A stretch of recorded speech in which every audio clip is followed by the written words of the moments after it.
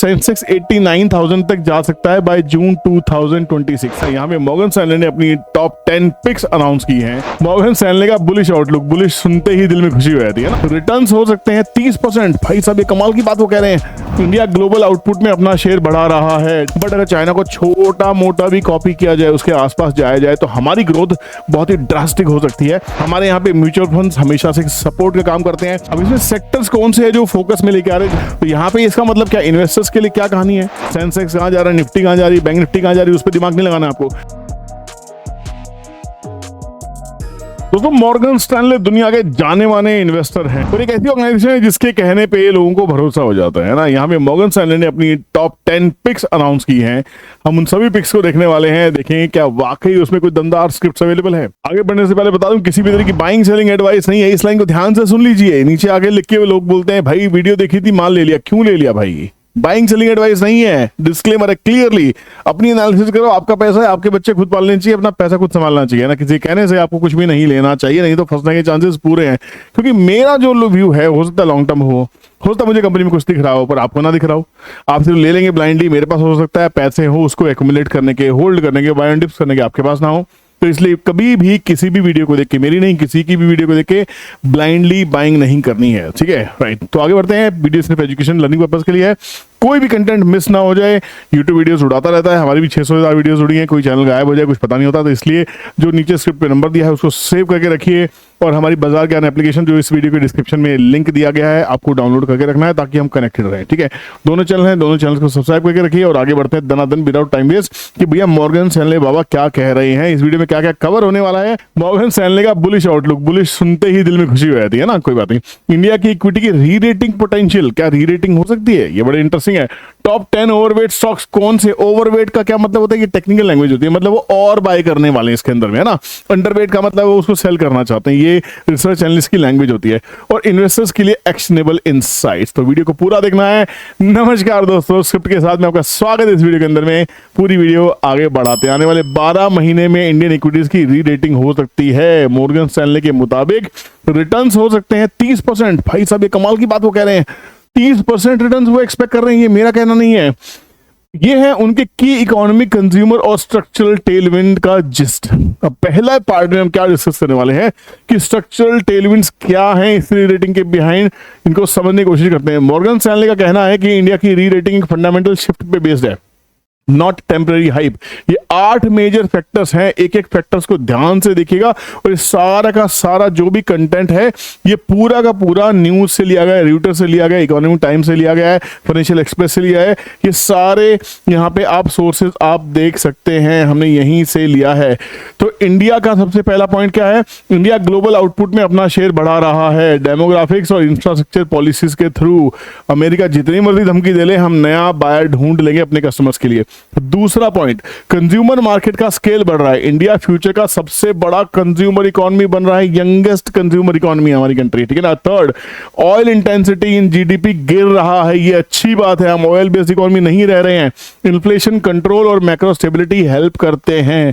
चौथा major point क्या उनका मानना है कि इन्फ्लेशन वोलेटिलिटी गिरने से इंटरेस्ट रेट स्टेबल हो रहे हैं, एक्सपेंसिव वैल्यूएशंस जस्टिफाई होते हैं। तो पहले कहते थे कंपनी महंगी है, वैल्यूएशंस महंगे हैं, अब वो वैल्यूएशंस को जस्टिफाई करना आसान होने वाला है इंडिया के कॉन्टेक्स्ट में। पांचवा पॉइंट है कि हाउस होल्ड्स अब इक्विटी में इन्वेस्ट कर रहे हैं, ये कमाल की बात है। Shift from gold savings to stocks, बाजार में आ रहे हैं। छठा पॉइंट, Q2 FY25 का सॉफ्ट अर्निंग पैच लग रहा है, साइकिल बॉटम हो चुका है, ग्रोथ रिकवरी शुरू होगी, ये इनका मानना है। सातवां पॉइंट वो जो कह रहे हैं वो है trade deals, example US, capex, loan acceleration और better trade with China. Catalyst ready है। आपको पता होना चाहिए कि अमेरिका ने 25% से टैरिफ 50% की धमकी दे दी है, बढ़ा दिए हैं और हम चाइना जा रहे हैं मिलने के लिए। मैंने आपको बार बार कहा है कि अगर चाइना जैसा हमें बनना है तो चाइना को विजिट करना होगा।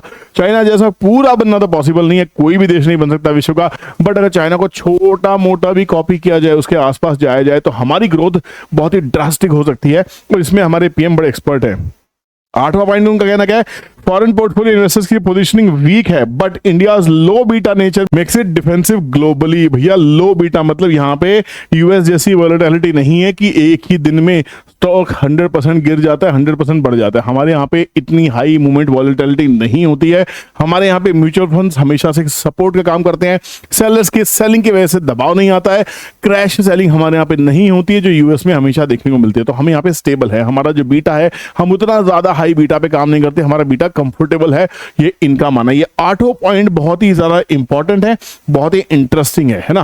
उनका ये मानना है कि बेस केस प्रोजेक्शंस की बात करें तो सेंसेक्स 89,000 तक जा सकता है बाय जून 2026। ये बेस केस प्रोजेक्शन है, 10% upfront from current levels. PE now expected at 23.5 versus historical 21x average है। ये Mint, Financial Express, the Times of India, Economic Times, Financial Express में सब जगह ये छपा हुआ है। और दूसरा सिनेरियो क्या है भैया? पहला है बेस केस, बेस केस में इनको 10% ग्रोथ दिखाई देती है, और सेकंड सिनेरियो है बेस बुल बियर। ठीक है ना, सिनेरियोस क्या है बेसिकली? बेस केस में 50% प्रोबेबिलिटी होती है ना, सेंसेक्स 89,000 मिड 26 तक जा सकता है, इनका ये मानना है। और अगर यही हम 50% से थोड़ा सा घटा देते हैं, बुल के सिनेरियो ले लेते हैं, बुल के जहां पे वो काफी एग्रेसिव हो जाते हैं, तो जिसके 30% चांसेस है सेंसेक्स 1 लाख टच कर सकता है। अगर ऑयल $65 से कम आ जाता है, ट्रेड टेंशन खत्म हो जाती है, रिफॉर्म्स बढ़ते रहते हैं, ये मनी कंट्रोल का भी कहना है। तीसरा है इंपॉर्टेंट बियर के सिनेरियो, जहां पे 20% चांसेस फिर भी ग्रोथ के हैं। सेंसेक्स डिप करेगा 70,000 तक अगर ऑयल बढ़ जाता है, आरबीआई टाइटन हो जाती है, ग्लोबल स्लोडाउन हिट इकोनॉमी। अगर ये होता है तो भैया दुनिया ही चपेट में आएगी, हम भी चपेट में आएंगे। बट उनके 2 केसेस हैं, एक बुल केस और एक बेस केस, जिसमें वो काफी कुछ पॉजिटिव एक्सपेक्ट कर रहे हैं। दोस्तों वीडियो अच्छा लग रहा है तो प्लीज एक बार वीडियो को पॉज करके लाइक कर दीजिए और कमेंट में लिख दीजिए सर मजा आया, ताकि मुझे भी समझ में आए कि आपने अच्छे से इस वीडियो को पूरा देखा है और अंत तक देखा है। ठीक है, अब यहाँ पे वो 10 स्टॉक्स है जहां पे वो काफी ज्यादा ओवरवेट, और क्यों है वो ये बताने की कोशिश कर रही है। मॉर्गन स्टैनले ने सिलेक्ट किए 10 स्टॉक्स, कन्विक्शन स्टॉक जो ओवरवेट है, मतलब यहाँ पे वो पोजीशन ओवर बढ़ा रहे हैं, मतलब ये आउट परफॉर्म करने का पोटेंशियल रखते हैं और वो इसमें और पोजीशन बढ़ाने की सलाह दे रहे हैं। वो सलाह दे रहे हैं, मैं सलाह नहीं दे रहा हूं। पहला है जुबिलेंट फूड, जो यहाँ पे पिज्जा बेचते हैं, आपको पता ही होगा, डोमिनोज जैसी की फूड चेन है जो बहुत जबरदस्त काम करे। दूसरा मारुति सुजुकी इंडिया, भैया हर दूसरी गाड़ी इंडिया में मारुति सुजुकी है, और हाल फिलहाल अगर आप देखें नंबर्स मारुति के बहुत ही जबरदस्त आते हैं, और ये कंपनी इंडिया की फेवरेट है। Trent, Titan, Bajaj finance, ICICI bank, InterGlobe aviation, Larsen and Toubro, UltraTech cement and Coforge, ये वो 10 कंपनी है, ये वो 2 नाम है जिसमें ये ओवरवेट हो रहे हैं। इनको लगता है कि यहाँ पे पोजीशन रखी जा सकती है और बढ़ाई जा सकती है, अगर आपने कभी नहीं लिया तो फ्रेश ले सकते हैं, ये इनका मानना है। ठीक है ना, मेरी तरफ से कोई बाइंग सेलिंग एडवाइस नहीं है, बार बार कह रहा हूँ। अब इसमें सेक्टर्स कौन से है जो फोकस में लेके आ रहे हैं, जहां पे आप देखेंगे जितने भी स्टॉक्स इन्होंने डिस्कस किए हैं, इन्होंने कहा फाइनेंशियल में इनको फोकस दिखाई दे रहा है, ये ओवरवेट है। कंज्यूमर ड्यूरेबल में, ये कंज्यूमर डिस्क्रिप्शन में जितने भी कंज्यूमर डायरेक्ट कंज्यूम करते हैं इसमें काफी ओवरवेट है। इंडस्ट्रियल आइटम में बहुत ओवरवेट है।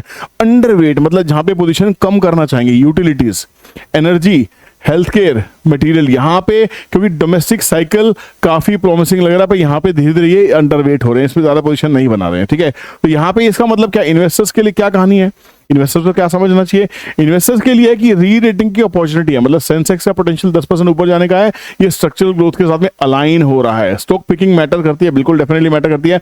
Morgan Stanley says stock pickers market diversify accordingly, मतलब आपको स्टॉक पिकिंग के ऊपर ध्यान देना है। सेंसेक्स कहां जा रहा है, निफ्टी कहां जा रही है, बैंक निफ्टी कहां जा रही है, उस पर दिमाग नहीं लगाना आपको। मिड कैप यहां गिर गया, स्मॉल कैप वहां गिर गया, आपको हर स्पेस में आपको सेलेक्टिव स्टॉक्स को अपने पोर्टफोलियो में लेके आना है जो इंडिया की ग्रोथ स्टोरी और कंजम्पशन से जुड़े हुए हैं। अगर आप ये रिलेशनशिप एस्टेब्लिश कर पाते तो आप एक बहुत अच्छी वैल्यू पिकिंग कर सकते हैं। Focus on domestic cycles, consumer, financials, industrial offer better growth for tailwinds. Balance approach की बात करते हैं तो इन्वेस्ट इन बेस के upside, keep target realistic, monitor macro levels. Risk awareness क्या है, फेड रेट्स के ऊपर ध्यान रखना पड़ेगा, ग्लोबल स्लोडाउन के ऊपर ध्यान रखना पड़ेगा, ऑयल हमेशा वोलेटाइल रहता है, ये हमेशा से रिस्क बना रहेगा। और दोस्तों एक पोर्टफोलियो कैसे बनाया जाए इसके ऊपर एक वीडियो आने वाली, बहुत ही कमाल वीडियो आने वाली है, जहां पे एक ऐसे टूल को आपको डिस्प्ले करेंगे जहां पे उस टूल की हेल्प से आप अंडरवेट स्टॉक, ओवरवेट स्टॉक, आप ऐसे स्टॉक्स को ढूंढ सकते हैं जहां पे फेयर वैल्यू बहुत ही शानदार अवेलेबल है, जहां पे अगर थोड़ी सी भी अगर आप स्टडी करेंगे तो काफी अच्छा पोर्टफोलियो आप खुद बिल्ड कर पाएंगे। वीडियो का वेट कीजिएगा, अगर वो वीडियो चाहते हैं तो प्लीज कमेंट सेक्शन में डालिए, please yes we want the video. ठीक है, तो ये था हमारा मॉर्गन स्टैनले की टॉप 10 पिक्स जो आपके साथ मैंने शेयर की, जो उन्होंने पूरी दुनिया के साथ शेयर की। अब क्यों शेयर कर रहे हैं, पूरा लॉजिक उन्होंने दिया। इन 8 पॉइंट्स को बार बार देखिएगा, वीडियो को डाउनलोड कर लीजिएगा, बार बार देखिएगा, स्क्रीनशॉट ले लीजिएगा, ताकि ये समझ में आए कि क्या मॉर्गन स्टैनले जैसा दिग्गज निवेशक रिसर्च एनालिस्ट क्या सही कह रहा है या गलत कह रहा है। हालांकि हमसे ज़्यादा नॉलेज तो उनके पास डेफिनेटली है ही, इसमें कोई डाउट नहीं है। ब्लाइंडली भी इसको बिलीव किया जा सकता है, बट मैं कभी ब्लाइंड बिलीव करने के फेवर में नहीं रहता हूँ। जो जो स्टॉक्स उन्होंने नाम दिए हैं, इन सभी स्टॉक्स को आप अपनी लिस्ट में डालिए, वॉच लिस्ट में डालिए, और उसके बाद एक एक को स्टडी कीजिए, टेक्निकली क्या कह रहे हैं, फंडामेंटली क्या कह रहे हैं। और अगर आप हमसे सीखना चाहते हैं तो भी आप हमें कमेंट सेक्शन में कमेंट कर सकते हैं, मैसेज कर सकते हैं, नंबर आपकी स्क्रीन पे आ रहा है। वी वांट टू लर्न, जब भी क्लासेस होंगी आपको जरूर बताया जाएगा। Thank you so much for watching this video. Take care, bye bye, जय हिंद।